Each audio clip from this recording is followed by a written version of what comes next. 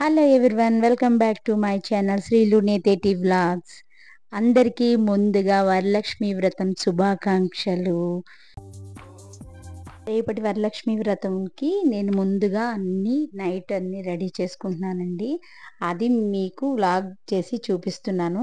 చిన్న చిన్న ఐడియాస్ అందరికీ పనికొస్తాయి అన్నట్లు. మీకు కూడా ఏవైనా కొత్తగా తెలిస్తే నాకు కామెంట్ చేయండి, నెక్స్ట్ వ్లాగ్లో వాడుకుంటాను నేను కూడా. సో ఇదనమాట నా డెకరేషన్. ఇది ఎలా చేసాము ఏంటి అనేది చూసేద్దాం రండి, ఇంకెందుకు ఆలస్యం. యాక్చువల్గా ఇవన్నీ నేను బేగం బజార్లో కొనుక్కున్నానండి. లాస్ట్ ఇయరే కొనుక్కున్నాను ఈ స్టాండ్ ఇవంతా. మీకు అవన్నీ ఈ వ్లాగ్ చూస్తూ ఉంటే అర్థమవుతాయి ఎక్కడెక్కడ ఏవేవి కొనుక్కున్నాను, తర్వాత ఈ డెకరేషన్ ఎలా మొదలు పెట్టాను, ఎక్కడ చేశాను అనేది. ఇంకా చూసేద్దాం, లెట్స్ స్టార్ట్.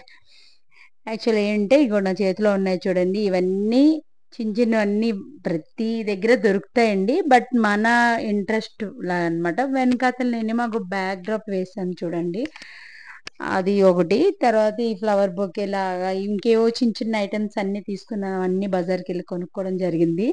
సో నేనైతే ఇక చూడండి, ఒక డైనింగ్ టేబుల్ ఉంది, అదంతా క్లీన్ చేసుకొని నీట్గా ఒక సారీస్, ప్లెయిన్ సారీస్ అయితే బాగా కనిపిస్తాయని ప్లెయిన్ సారీస్ పెట్టానండి. చూడండి ఫ్రంట్కి, నెక్స్ట్ పైన ఏమో గ్రీన్ అండ్ రెడ్ కాంబినేషన్లోని ఇంకా అలా పెట్టాను గమ్ పెట్టి.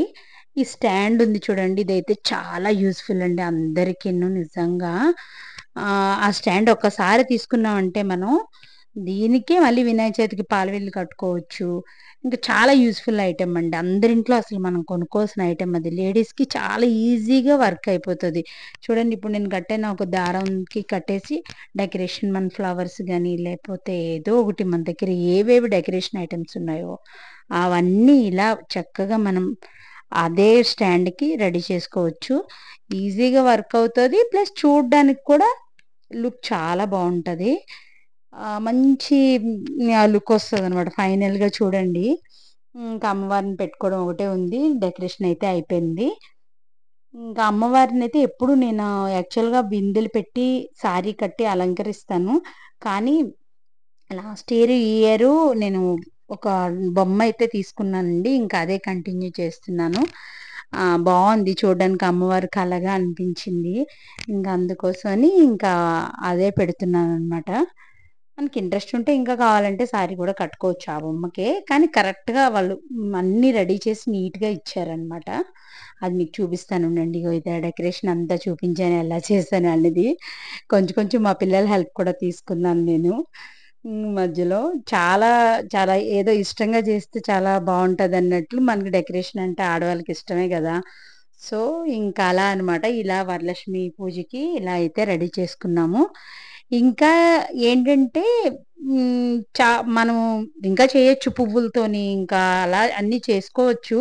మనకున్న దాంట్లో దొరికిన దాంట్లో ఇంకా అలా చేసాం. రేపు మార్నింగ్ మళ్ళీ ఇవ్వండి అమ్మవారు అన్నాను కదా, చూడండి అగో చాలా చాలా బాగుందండి కలగా. ఇంకా మార్నింగ్ మనం పువ్వుల దండలు అన్నీ పెట్టుకోవచ్చు. ఇంకా అమ్మవారికి జడ పెట్టాను, రేపు పువ్వులు పెడతాం అనమాట.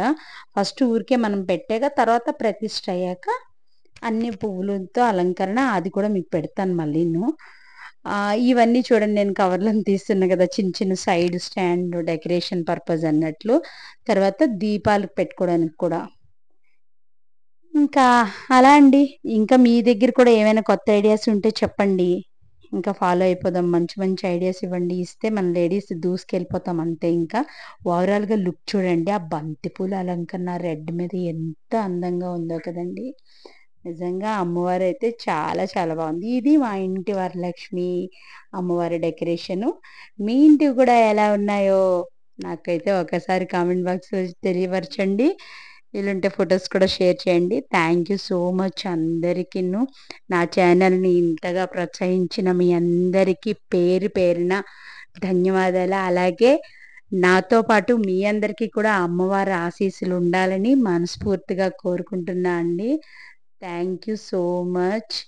ఫైనల్గా ఇయర్ అందరం మంచిగా పూజ చేసుకోవాలి, అందరం బాగుండాలి, అందులోని మేము ఉండాలి. అది అమ్మవారి ముఖం చూడండి ఎంత కలగా ఉందో. అమ్మవారి బ్లెస్సింగ్స్ అనగానే ఆవిడ ఫేస్ కనిపించింది. సో చూడండి బాగుంది. Thank you so much. అందరికీ బాయ్ బాయ్.